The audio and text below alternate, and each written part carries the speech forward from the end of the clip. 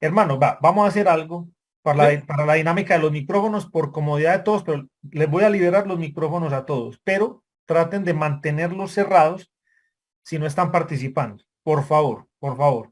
Confío en la honestidad académica de todos aquí y voy a liberar los micrófonos. Ok, ok, listo. Profesor Raúl, continúe con su argumento. Continúo. Bueno, primero para que quede grabado.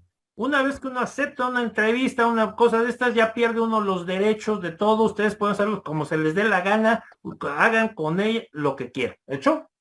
Ahora, regreso al asunto que estábamos viendo de Isaías. Entonces, no sé si notas, Mario, algo que noto yo y que está bien. O sea, mira, yo no te puedo pedir, lo que yo entiendo de lo que tú me has contado hasta ahorita es que tú lees a ciertos autores como a Sabán o como a este muchacho Piñeiro, pero la realidad es que los académicos que hacemos estas cosas como medio de vida, como yo, no nos limitamos a eso. Para nosotros esos son fuentes secundarias o terciarias. Es la opinión de alguien que dijo algo. Nosotros vamos a las fuentes más originales posibles. Es decir, cuando yo te digo algo, te estoy hablando del manuscrito, del autor original de una obra antigua. Esas son mis fuentes. Y yo hago mal en pedirte esas fuentes a ti porque entiendo que tú no has hecho eso aún. Mi esperanza Raúl, es que un día lo hagas. es que yo, a ver, lo que pasa es que entiendo lo que tú dices y sé que no lo estás haciendo por prejuicio, pero tú no sabes lo que yo he estudiado. Yo también he tratado de estudiar. De Sí. hecho, yo partí estudiando griego con la Universidad Eso. Entonces de Israel. fíjate, Y también estudié a eso me refiero. literatura hebrea en la Universidad de Murcia. Entonces, Ok, y también he participado en libros de historia y también estudié ingeniería también. Entonces, pero no no te estoy, a dedicas a ver, esto. Mira, te lo voy a poner no, así. pero espérate. No te dedicas a esto de profesión, no vives de esto, ¿sí? Pero ¿qué tiene que ver eso? Lo que pasa, Ah, entonces, o sea, a entonces, ver, es que, a déjame ver, explicarte que, lo que pasa es que espérame, vas a hacer, no, no, me pero vas a déjame tener que decirte una cosa, esperar. Me es vas que a tener vas que a ese esperar un segundo. argumento, Necesito que me Platón no podría escuches. hacer caso No, hoy día. necesito que Mario, me deje hablar, por favor. Mario, necesito, sí, No después del profe, interrumpamos. ahorita te escuchamos necesito a que ti, me por favor. escuches, necesito que me escuches porque no estoy atacando tu formación o tu información. Se trata de una metodología de trabajo. Se trata de lo que, así como los médicos se preparan para ser médicos, tienen ciertas prácticas, en las ciencias bíblicas también. Entonces, de las respuestas que me das, lo que yo veo es que no tienes esa formación de ir a las fuentes. Y lo que te estoy diciendo es que necesitas adquirir esa formación y esa información. ¿Queda eso claro? A ver, si yo aprendo lo que es E igual a C MC al cuadrado, yo no necesito necesariamente tener un doctorado en física. Yo entiendo cómo funciona No, no, la astronomía, la no física, me estás pero eso no entendiendo. significa. Sí, pero espérate, lo que pasa es lo siguiente, hay conceptos en la Biblia que son súper duros, son como trampas de ratón. Por ejemplo, que si tú le sacas un elemento es funcional. Por ejemplo, Jesús jamás le predicó a un gentil. Y el tema de Jesús no eran los gentiles, bajo ningún punto de vista. Los samaritanos son del pueblo de Israel, la mujer samaritana. Los tres casos que se le acercaron a Jesús de gentiles fueron ellos hacia Jesús, no Jesús hacia ellos. Es más, a una mujer la maltrató, entre comillas, usando y viendo un lenguaje bien objetivo. Pero jamás, incluso Jesús se enojó 3 veces. Que presenta un Jesús que poco menos nunca se enoja. De hecho, lloró de rabia cuando pasó esto de Lázaro. Entonces, eh, si yo me voy a eso, y analizo todo lo que también Pablo hizo, Pablo en ningún momento intentó crear una religión. El cristianismo fue creado mucho más adelante, digamos. Pablo muerto, digamos. Entonces, ese grupo de los cristianos que tú dices, en mi entendimiento y mi conocimiento no existió nunca, salvo después con el nacimiento de lo que después terminó siendo la Iglesia Bueno, Católica. déjame entonces decir que sí existe ese grupo en el libro de Hechos, pero todavía no voy a ir allá. Se llama el Camino. No se llaman cristianos, se llaman a sí mismos el Camino o los seguidores del Camino en el mismo Evangelio, los Nuevos Testamentos. Pero a lo que voy no es a eso. A lo que voy es a que cuando tú lees, por ejemplo, un ejemplo sencillo, cuando tú lees una obra traducida de un autor contemporáneo, del inglés al castellano, se puede perder información en la pura traducción, Por eso uno tiene que ir a leer a los autores en los idiomas originales, si de verdad quieres hablar en serio del autor. Eso es rigor, lo que llamamos rigor académico. Así se tiene que hacer. No es que yo quiera o no, es que si no lo hago así, no está bien hecho, ¿ok? A eso me refiero cuando digo, cuando te dije hace ratito, acerca del Talmud o de otras. Si uno va a hablar de eso, uno tiene que ir a leer las ediciones críticas de de un manuscrito. Por ejemplo, tengo yo un manuscrito de los evangelios, pero tengo miles más. Y por decir algo, el libro de Hechos tiene 2000 palabras más en uno que en otro. Entonces, ese tipo de cosas se tienen que revisar en el testigo. ¿Sí te queda claro esto? No en Sabán ni en nadie contemporáneo que saque un No, libro no, no, sobre eso. pero Raúl, eso yo lo he hecho. Yo te menciono a ciertos autores que tienen cierto peso de cosas que también he leído. Por eso yo te digo, mira, yo lo he leído todo porque también podría, que me ha pasado. Pero Digo, entonces, oye, yo mira, estudié te esto, voy a estudié esto. pedir algo. Si me vas a decir, yo lo leí en Sabán, dime, es la opinión de No, no, Sabán. No me digas que él tiene la que- verdad sobre algo del Talmud, porque eso no es cierto. es que nunca he dicho eso. Lo que pasa es que también me ha pasado al revés. Cuando yo le he dicho a algunas personas, oye, yo he estudiado esto, mira, lo estudié en griego, o estudié en hebreo, perdón, Sí. pero eso es tu opinión entonces. Entonces uno no tiene por dónde ganar, pues, porque si uno menciona autores Sí, serios, entiendo eh, también el argumento de no Mario, sé, pero, a ver, Mario, yo creo que, a ver, concuerdo, de pronto se subieron un poquito los humos, entonces tomémonos un cafecito, un no, por vinito ningún motivo, calmo, yo, con calma. Yo sé que entre chilenos a veces hablan como golpeados y yo los admiro y los eh, aprecio y me gusta, a mí me gusta. Lástima que no podemos ir a tomarnos la cerveza al final después de esto, pero yo Y no no has tomo hablado con españoles. Si tú hablas con españoles, entonces te asustas, porque hasta no, sí sacan me han palabras. tocado. De hecho, Bueno, perdón, mi mentor en historia fue un español. y te sacan palabras, ¿no? Pero están platicando. Sí, yo sé que lo sí. otro, tú no sé si has visto Pero algún evento, una cosita, Pepe, Mario, y una cosita, a ver, yo creo que la sugerencia metodológica del doctor Raúl es totalmente pertinente y aquí los que han estudiado metodología de la investigación y estudio bíblico conmigo saben que les doy muy duro en la teoría de fuentes, de discriminar una fuente primaria, una fuente secundaria y una terciaria. Y lo que estoy diciendo mucho últimamente, ténganlo en cuenta de diferenciar una opinión de una interpretación, porque una interpretación ya pasó por un método, una opinión es, a mí se me dio la gana de decir, y a todo el mundo le da la gana de decir muchas cosas. Entonces, aprendamos a distinguir eso, porque a veces las opiniones se vuelven verdades, y son verdades que legalmente no pasaron por ningún filtro, salvo el capricho de uno u otro autor. Profesor Raúl, ¿sigue con nosotros? Profesor Sí, sí, Raúl, él sigue ahí, sino que se no, paró un momento. Sí, sí, sigo aquí, estoy oyendo. que se apagó la cámara, por eso te lo digo. No, no, tranquilos. Es que apagué la cámara porque me levanté un segundo, pero ahí voy, aquí estoy. Listo, profesor. Sí, oye, pero y yo sé que Mario estudió eso conmigo y Mario, pues obviamente por su formación en física tiene que tener formación en método, eh, pero sí, en eso sí insistimos aquí mucho en la Escuela de Alexandria, en un correcto uso de fuentes. eh, y una cosa al menos que yo sí me volví un cazador de brujas en esto y los que han sido alumnos míos de rato saben que les digo, mucho cuidado con el que me salen. Yo escuché por ahí, a mí me dijeron por ahí, dígame quién, dónde, no, fecha, Raúl, fuente, o sea, libro. Lucas, es que, ¿sabes lo que pasa? Mira, yo no sé cómo explicarlo, pero tal vez de esta forma. En la carrera que yo estudié, si yo me equivoco, muere gente. No sé si me entiende. O sea, yo tengo que ser muy riguroso en los datos, los cálculos y todo el asunto. Si yo me equivoco y hago mal, se pueden quemar edificios o se pueden morir personas, literalmente. Si yo incluso la elaboración del tema. Entonces, en ese sentido, más una suerte áspera que tengo con respecto al tema de los datos, eh, cuando yo doy el ejemplo de Jesús, por ejemplo, que no le predicó a ningún gentil, tiene que haber una razón. De hecho, y para esto, y le doy el pase a Raúl, digamos, el asunto que cuando tú ves la conversación de Jesús antes de ascender, los discípulos dicen, ¿cuándo vas a restaurar el reino de Israel? O sea, no había una preocupación por el tema de los gentiles, incluso es más, estaban pensando que Jesús iba en esos momentos a arreglar el tema, iba a liberar a todo el pueblo de Israel en esos momentos, eso es lo que ellos pensaban, o lo que ellos esperaban. Entonces, Y le sumos a la herida Mario, un detalle que a mí me llamó mucho la atención y yo no había caído en cuenta después de muchas leídas de los evangelios. ¿Dónde aparece el tema de la circuncisión en boca de Jesús?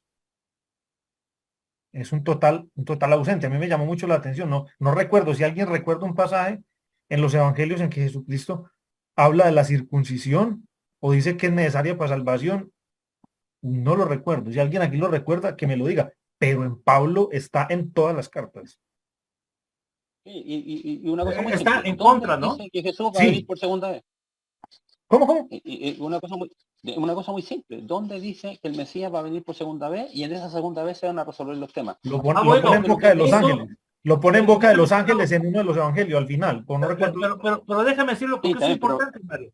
Entonces, yo en estoy el haciendo Tanakh. por un lado la crítica de las formas y por otro la crítica de las fuentes. Son dos cosas distintas. Entonces, la forma es como nos expresamos. Por mí puedes gritar lo que quieras, decir lo que quieras, no tengo bronca, pero las fuentes son importantes y cuando alguien me cita como fuente final, que es lo que yo entendí que hacías, y si no lo hacías, me disculpo, pero si tú estás señalando como fuente final de lo que estás diciendo a Pagán o a cualquier otro de los contemporáneos como Piñero, no lo creo, esos no pueden ser fuentes finales, esos solo pueden ser opiniones, ¿ok?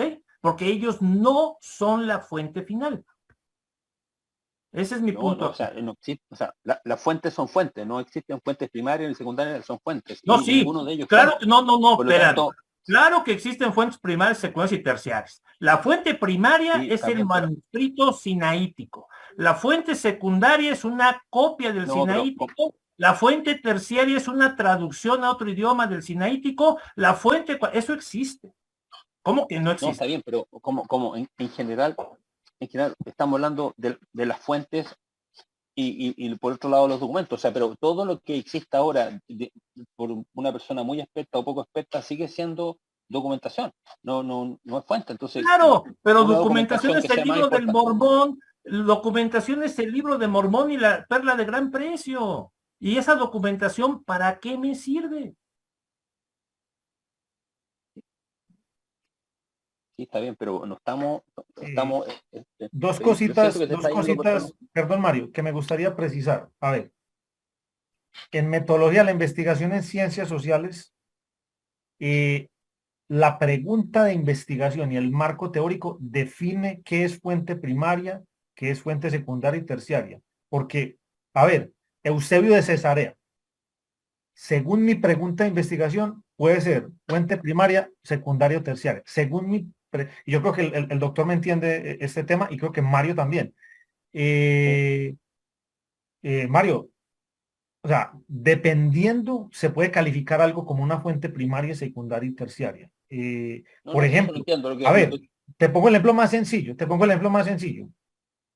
Hombre, si yo quiero estudiar la vida y obra del apóstol Pablo, pues mi fuente primaria van a ser sus cartas. Es que yo no tengo otro testimonio de mismo Pablo hablando de Pablo que sus cartas. Tengo el de Lucas hablando de Pablo, libro de los Hechos. Si me quiero ir a un nivel más incisivo, ahí ya me voy a la parte de ediciones y manuscritos. Por eso una cosa que yo insisto mucho como profesor de la escuela, la construcción metodológica del concepto de texto bíblico. Y siempre les he enseñado, el texto bíblico es una construcción académica. Por eso me gusta usar el término, que se compone de tres sí, pero cosas: traducciones, ediciones en idioma original y manuscritos. Porque a un nivel sí, doctoral pero como el que está hablando el profesor Raúl Cruz, yo creo que en una tesis doctoral de teología, vos tenés que citar ya manuscritos, ni siquiera, te voy a citar una traducción dinámica, cosas así, o sea, quedarías muy mal parqueado. Pero el problema es de fondo, Mario. Pablo habla de eso. O sea, yo estoy de acuerdo que en el Antiguo Testamento no lo veas, está bien, pero Pablo, en lo que es la Biblia cristiana, habla de la segunda venida, por ejemplo. Ahora, ¿qué quieres sí, pero decirme? Raúl, ¿Que San Pablo lo inventó o no sabe de lo que habla? Bueno, se vale que me lo digas, pero yo creo que eso también es palabra revelada, tengo mis argumentos y los podemos discutir, y por eso creo que en la Escritura, Nuevo Testamento, se afirma la segunda venida de Jesús como el Mesías verdadero de Israel, pero esto es Nuevo Testamento. mira, pero un comentario pregunta. A ver, el problema es que hoy día con las investigaciones, incluido la inteligencia artificial, se sabe que hay 7 libros que no los escribió Pablo, pueden No, no es ser cierto. tus discípulos, No se pueden- sabe. Otra vez, no es cierto. No se sabe. Bueno, Y yo bueno, mencioné eso, ahí. es que es una discusión, es que el problema es que es una No, discusión mira, académica no me quiere, mira, casi, Mario, es casi que de a mí votación. me enoja que me quieran ver la cara y eso es verle la cara a la gente. No se sabe. Pero Hay unos escúchame, individuos que proponen eso. Pero así ¿quién como ellos escribió? propusieron, mucha gente creyó cosas que eran falsas. Me dicen, solo la de Gálatas es de Pablo. ¿Y cómo Raúl, demonios Raúl, si no tengo, fíjate lo que no tengo, no tengo una teoría que me permita saber quién escribe qué? El día de hoy, en una corte de justicia, no existe la teoría para demostrar que alguien no escribió algo. Eso no existe, a menos que Raúl, sea ¿pero manuscrito, quién a escribió menos que Romano? sea un análisis grafológico, no existe la teoría literaria, no existe la Bueno, teoría para demostrar que alguien escribió algo que no esté hecho de puño y letra. Y me quieres venir a ver la cara de que hace 2000 años yo puedo distinguir sin tener los manuscritos originales en el idioma griego que alguien escribió o no escribió algo, es una payasada. Eso es una payasada. pero Raúl, ¿quién escribió, perdón, Raúl, ¿quién escribió Romano? Pablo, dice fíjate la verdadera respuesta. Dice la tradición cristiana, dicen un montón de autores cristianos antiguos que fue Pablo. Punto. Si tú no quieres creer eso, está bien, pero no me digas Pero es que, que no es de Pablo y pero, está demostrado, pero porque eso Raúl, es falso. Raúl, en el Profesor, mismo profesor libro Raúl, Romano, en el Mario, Sí. capítulo permíteme, 16, versículo 22, dice que lo escribió Tercio. Lucas quiere decir algo. permíteme, yo hago una cosa que de pronto también haciendo acotación un poco de la información que pone Mario sobre la mesa. A ver, concuerdo en parte, puedo estar muy de acuerdo con el profesor Raúl Cruz en que no se sabe, pero sí sé que hay métodos inclusive para ordenador por parte de la crítica literaria de meter palabras en una computadora y mirar el uso que se hace de tales palabras, formas, modismos de ciertos autores, que por eso se rastrean algunos escritos y hay tesis de eso que sostienen. Sí. Y te doy un Pero ejemplo de obviamente cómo hay un eso. asunto ahí también de probabilidad, profesor. ¿Sí me No, entiende? pero te doy un ejemplo de cómo eso no funcionó. En un solo caso, Pessoa. Tú sabes, ve todo el trabajo que se hizo de Pessoa y sus heterónimos. Juraban esos expertos que mencionas, esos expertos decían que eran distintos autores. Y era el Y mismo todo, Pessoa. perdón, Y era el mismo Pessoa. y era el mismo Pessoa. Porque no tiene, Raúl, mira, si tuviéramos una teoría tan robusta, se usaría en las cortes de justicia. No la Raúl, tenemos. sí, hoy día se está usando con la inteligencia artificial, pero lo otro es que yo te hice la pregunta, ¿quién escribió el libro Romano? En el mismo Bueno, libro yo Romano, insisto, capítulo 16, versículo 21, 22, insisto. dice, yo Tercio que escribí esta, espérate, yo Ah, Tercio bueno, escribí esta claro, carta. cierto, pero es que Ahora, tienes que fíjate, conocer cómo se pero déjame escribe en el terminar una, mundo antiguo. En el pero- mundo antiguo sí, tienes pero un espérate, escriba. A Jeremías no lo escribió Jeremías, lo escribe Baruch, pues sí. ya, pero espérate, lo que pasa es lo siguiente, si tú revisas los otros libros de Pablo, ninguno está dicho, dice yo Pablo, siempre es uno en tercera persona, y habla de Timoteo, que es el ayudante Tercio. Entonces, ¿qué es lo que pasa? Mira, yo no Llegar a voy, una creencia, déjame ponerlo pero- rápido, mi pero- querido Mario. Yo no discuto las posibilidades, yo creo que esas posibilidades son reales, existen. Yo lo que discuto es afirmar que A se ha ciencia cierta, a demostrado que no rajatabla. son de Pablo cuando eso nadie lo ha pero es que demostrado. Se ha sí, pero es propuesto que al que es mismo tiempo, diferente. pero es que espérate, lo que Fíjate pasa es lo que que yo existe la posibilidad discuto. también Yo de que Tercio haya discuto escrito el todo. uso, yo lo que discuto, mi querido Mario, contigo es el uso preciso de las palabras en castellano. Lo que dices, no lo dices con cuidado y te atreves a afirmar cosas que no son ciertas y no te No, das cuenta. mira, Si tú me dices, pero espérate, hay gente que ha propuesto esto, yo te creo. Si tú me dices, se ha demostrado que no, no te creo y te demuestro que no se ha demostrado. es que hay, pero escúchame, mira, el libro de Pablo, el libro de Pablo, todos aparecen escritos, yo, no dice yo Pablo, como yo, el apóstol, Juan, no sé cuánto. Lo otro, aparece un tercio del libro romano. Si existe una sola letra, puede haber sido tercio. Y ahí sí, y depende de nuestra creencia, si nos Es ponemos que a no pensar pudo que haber sido Tercio. Tercio escribió la epístola a los romanos, El es claro. amanuense, el amanuense. era un Sí, pues amanuense. Bueno, y el que estudiaba para hacer eso.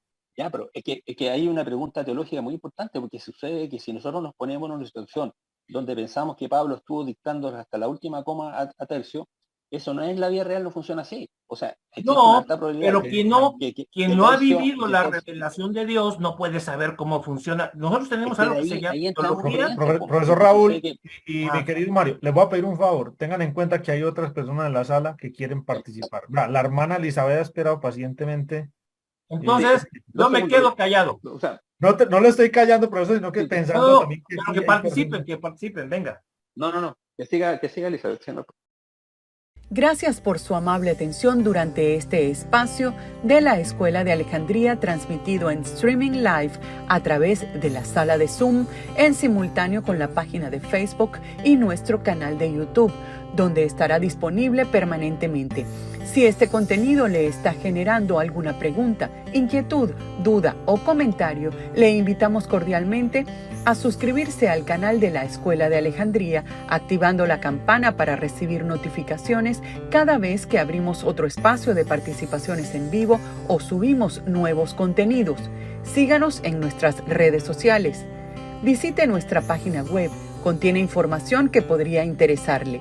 Y para una comunicación más directa y personal, ponemos a su disposición nuestro chat de WhatsApp. Eli, por favor, adelante. Puedes abrir el micrófono, ya los desbloquea a todos. Adelante. Bueno, interesante el tema. Agregar mi acotación es un poco en relacionado a lo que dice Mario. Y hay una norma, un mandamiento del Señor en la ley, que deja, él es muy sabio, porque él sabe de antemano todas las cosas que él iba a necesitar. Y deja un mandamiento en su ley súper claro, y esto lo ocupan todos los rabinos, porque es ley, y lo ocupó el Señor y también Pablo, que cualquier discrepancia en boca de 2 o 3 testigos, el tema se soluciona. Cuando hablamos de testigos, y viene ese trabajo, esa en una palabra que se usa mucho, ¿cierto?, en crítica, los testigos. En este caso, en las palabras del Señor, sus principales testigos, ley, salmos, profetas. Esos eran sus testigos.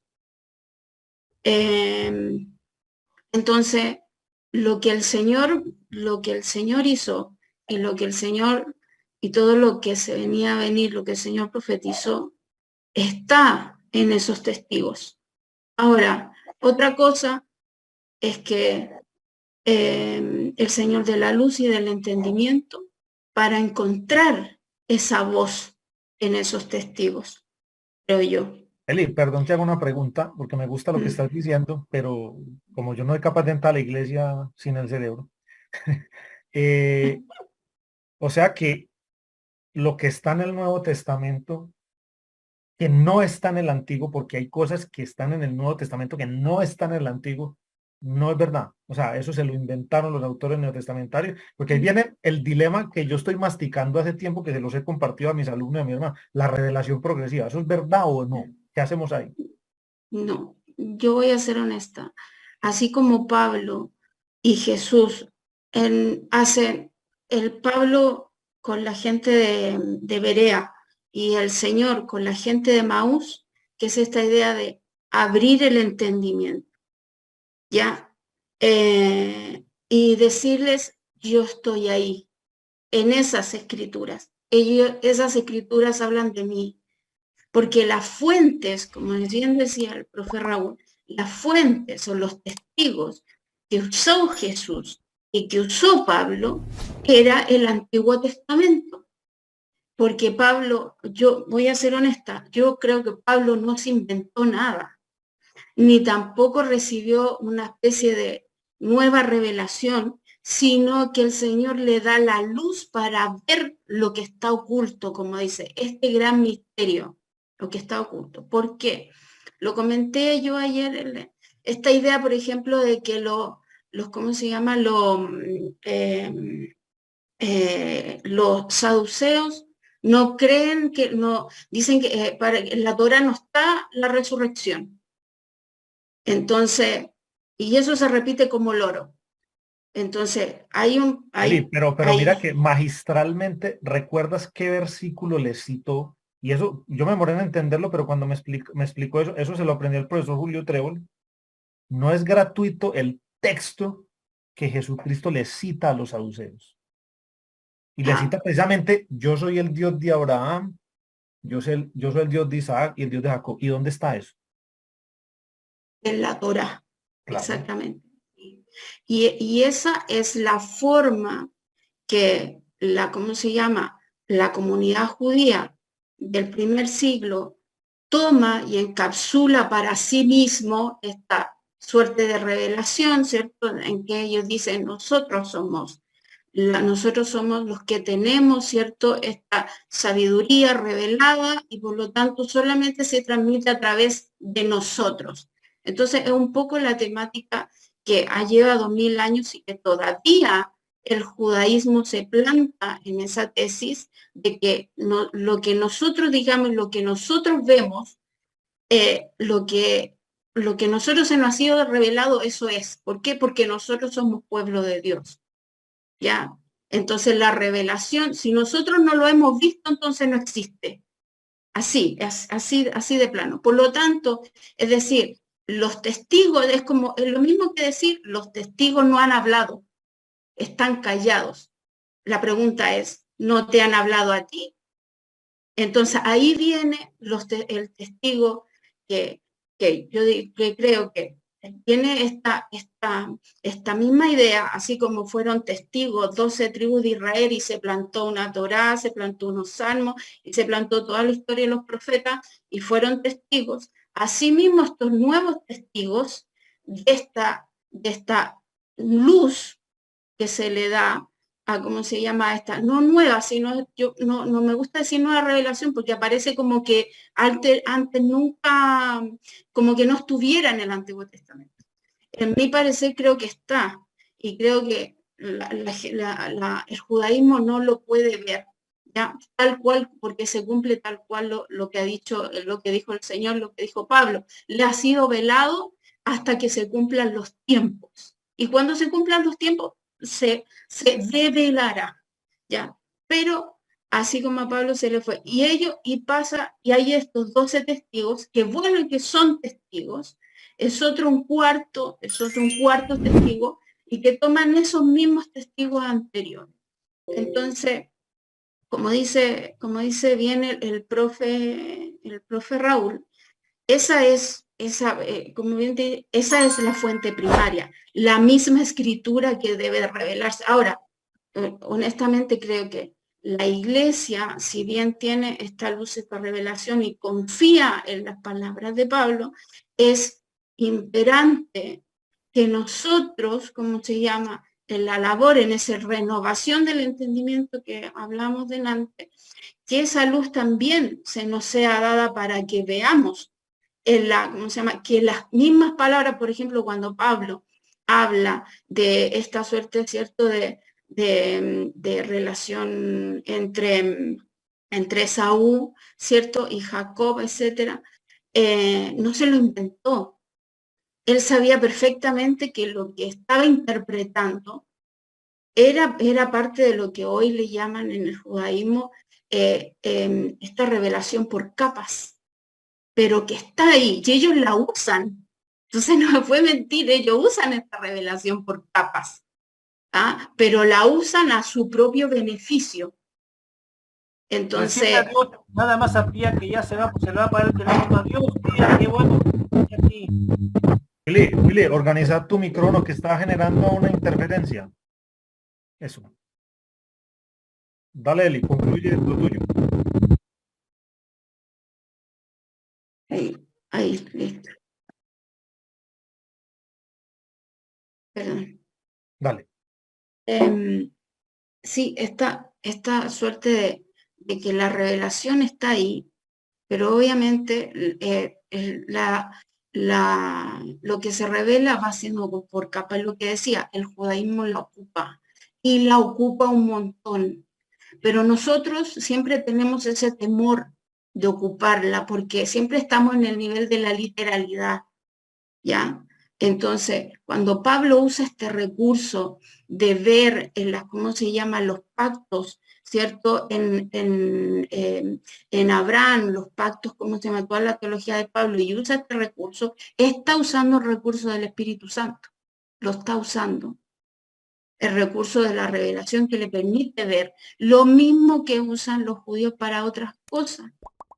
Entonces, es como mi acotación en eso, en decir en que, un poco llevando a lo que decía el hermano Raúl, en que nosotros también hemos sido, el Señor ha puesto el Espíritu en nosotros y también podemos tener esa revelación y no hay que tener miedo en eso.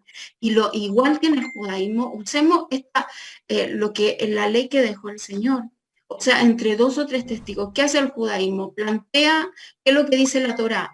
Y si los salmos y 2 o 3 y 1 o 2 profetas confirman lo que se está planteando, lo que palabras en el, ¿cómo se llama? En la Torá dicen, listo, el problema resuelto, eso es así.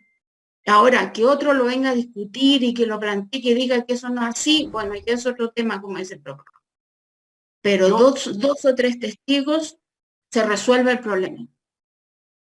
Con respecto a lo de la revelación progresiva, mi querido Lucas, ¿has pensado, dice Pablo, no se puede entender lo espiritual sino mediante el espíritu, y así vamos acomodando lo espiritual, lo natural, ¿no? ¿Has pensado que tal vez, como dicen algunos pensadores, como no teníamos Espíritu Santo antes de que Cristo resucita y viene el día de Pentecostés, hay mucha revelación que no se da precisamente porque la humanidad no tiene un espíritu para comprenderla? ¿Qué piensas de eso?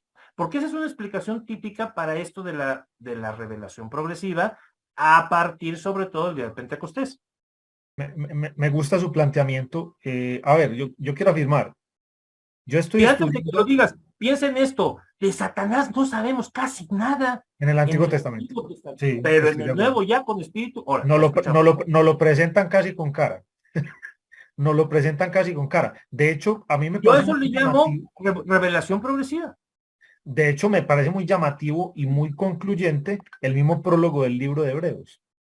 En otro tiempo el Señor, bueno, los que lo recuerdan, no es capaz de polímeros, ¿te acuerdas del griego? Polímeros, ¿qué politopton? En pedacitos nos fue hablando. Polímeros, sí, eso es bien interesante. Ahora ya tenemos. Por eso cuando Juan dice que a Dios nunca lo comprendió nadie jamás, y el unigénito Hijo que está en el centro, Él nos lo exegetizó. Eso es tremendo. Pero, profe, bueno, le voy a decir una cosa y lo va a sorprender. ¿Por qué a mí me ha gustado masticar todo este tema de la revelación progresiva? Pues es un estudio interno y es algo que he estado reflexionando, leyendo, tratando de informarme. Por ahí he comprado algunos libros para tratar de informarme mejor. Porque es, para ciertas posturas teológicas, es ponerse un anzuelo en la boca. Voy a ponerle un ejemplo.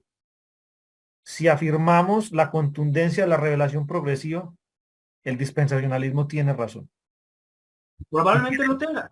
Y tiene peso, porque, digámoslo así, el dispensacionalismo se basa en eventos y en desarrollos teológicos de los 2 últimos siglos, pero porque pasaron históricamente cosas los 2 últimos siglos, sobre todo en el siglo XX con el Estado moderno de Israel. Bueno, eso no es un misterio. Entonces, en ese sentido, pasaron cosas que los autores del pasado no tenían por qué comprender, no tenían por qué saber explicar, y Dios las reveló, revelación progresiva. Pero hay un problema. Fíjate, y en ese sentido, profesor, siguiendo el argumento. Pero espérame un segundo, antes de que sigas, fíjate cuál es la bronca aquí, que se supone que este periodo histórico no está revelado en el Antiguo Testamento, porque este periodo de los judíos y los gentiles haciendo un cuerpo, eso era un secreto, así que no puede estar predicho. En el Antiguo no, pero en el Nuevo sí, según según la postura escatológica. Pero ahí entra la nueva revelación. Hasta que Pablo nos lo cuenta, pero entonces no puede interpretar nada del Antiguo porque el Antiguo no lo sabía y no está contado porque Dios no se lo dijo a nadie nunca, dice Pablo. Y no está pensando en esos términos. Eso también es una cosa que entiendo yo, de que yo no le voy a pedir a una persona que vivió en la época del primer templo que acepte valores de la época del segundo templo o después de la destrucción del segundo templo, porque, a ver, culturalmente no le va a dar para eso, no va a ser. Y otro detalle, Lucas. Y otro Bien. detalle, el que exista revelación progresiva en ciertos aspectos no significa que entonces toda la teología dispensacional está bien, que es lo que normalmente hace que las personas se alejen de la revelación progresiva, porque ellos toman la revelación progresiva como el argumento de que todo lo que ellos presentan es verdad. Ellos pueden tener 4 o 5 elementos de verdad, como el preterismo puede tener 2 o 3 elementos de verdad, como el futurismo puede tener 2 o 4 elementos de verdad, pero nadie tiene la película completa. Entonces, asume una posición en contra de la revelación progresiva porque no está de acuerdo con la teología dispensacional, y eso es otra cosa. Ahora, es que, a ver, hay que entender una cosa, perdón, profe, una cosa que yo... Dale. Yo lo que querría añadir es que lo que yo entiendo del texto, lo que yo he podido entender, sobre todo yendo a la Peshita, porque ya ven que a mí me gusta mucho, mi especialización está en el siriaco, es que estamos en un paréntesis. Es decir, que toda la era de gracia es un paréntesis y que cuando seamos llevados con Cristo, sigue la historia. Pero no puedes interpretar nada de que ya llegó el Armagedón y todo eso ahorita. Ese es un paréntesis nunca revelado. Esa es mi interpretación de esto.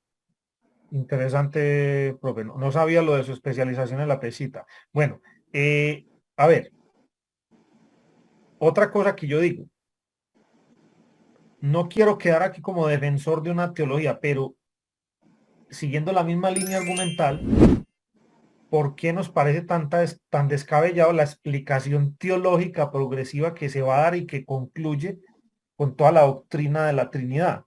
Es que es una explicación que se va desarrollando gradual y fue la mejor explicación de un momento.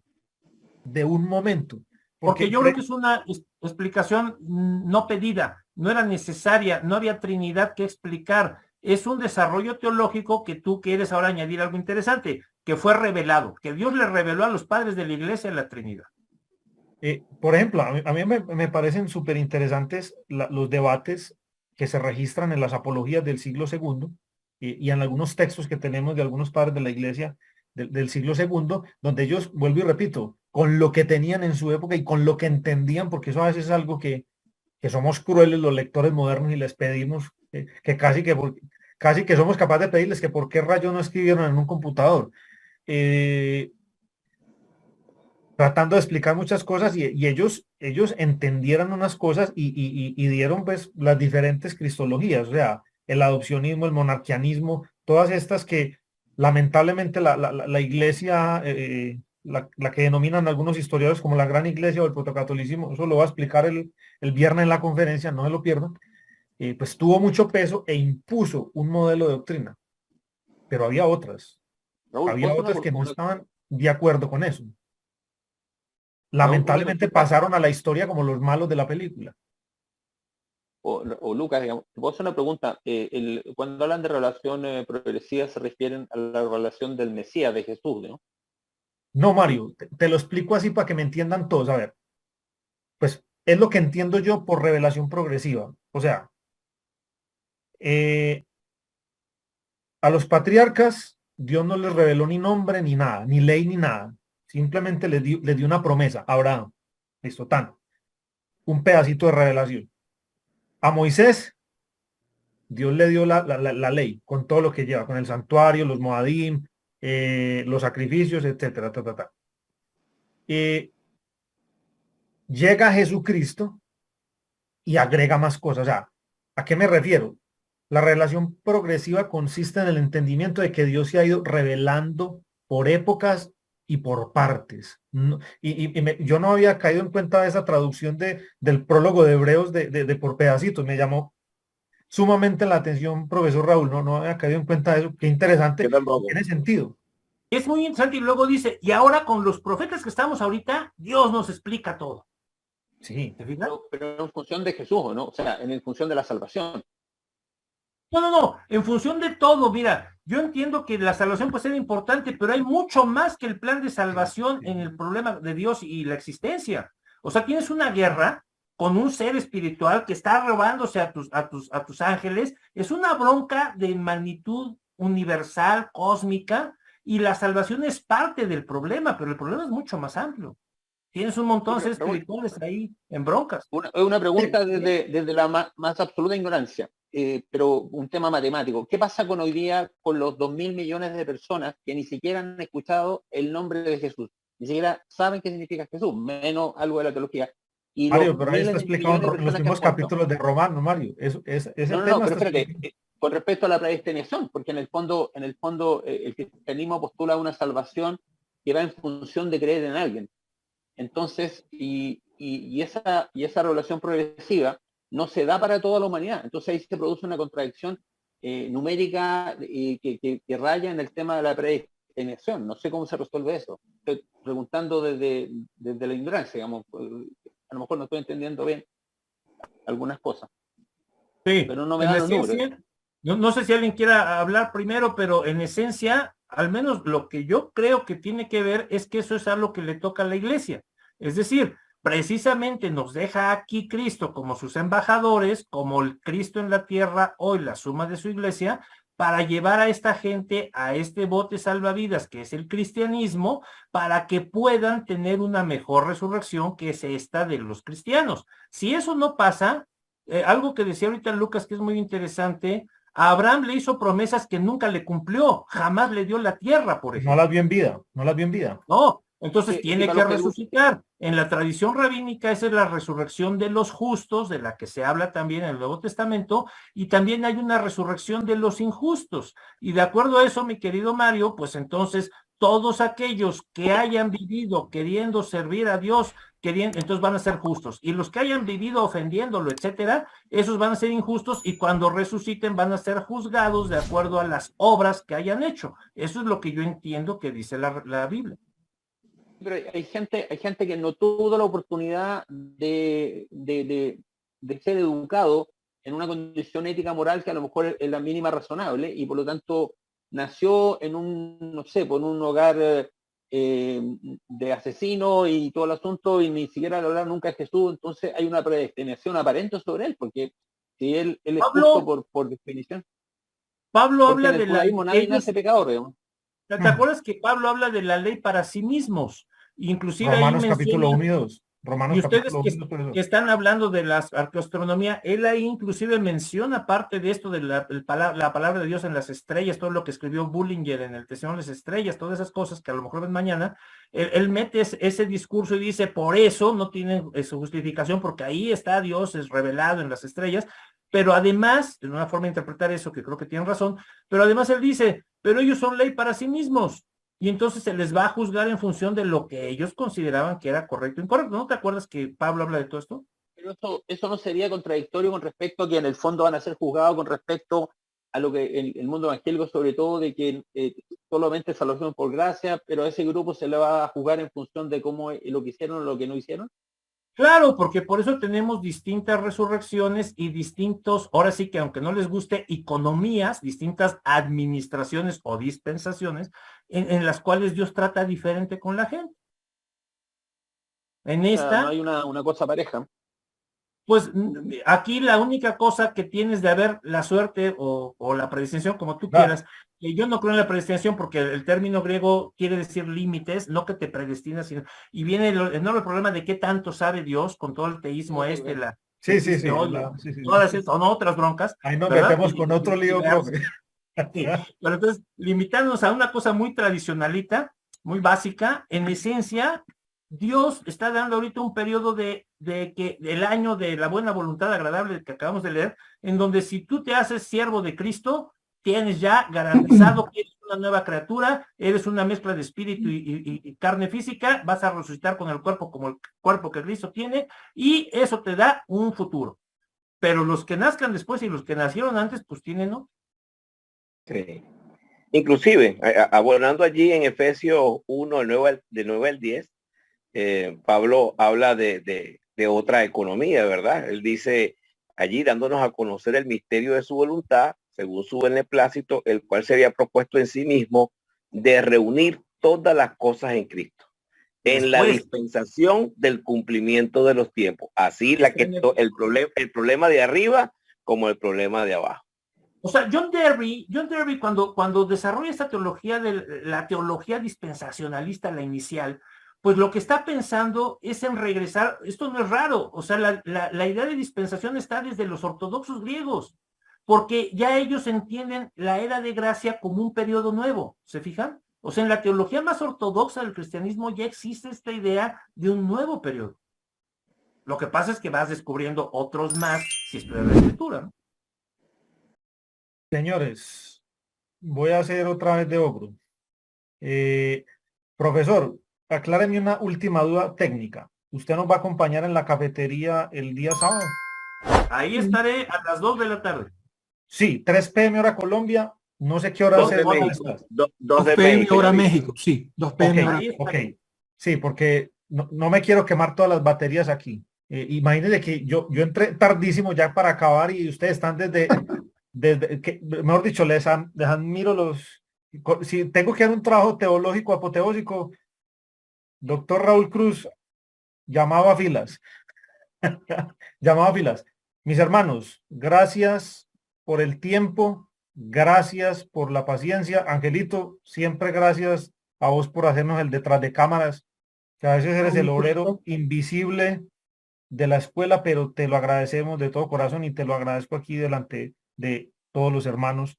De verdad, muchas gracias, hermano No, Ángel. y Lucas, yo creo que es importante agradecerle al doctor Raúl el haber plantado la semilla de la reinvención, ¿verdad? Aquí en la Escuela de Alejandría, de alguna manera. Es Porque, que se van a a ver, reinventar.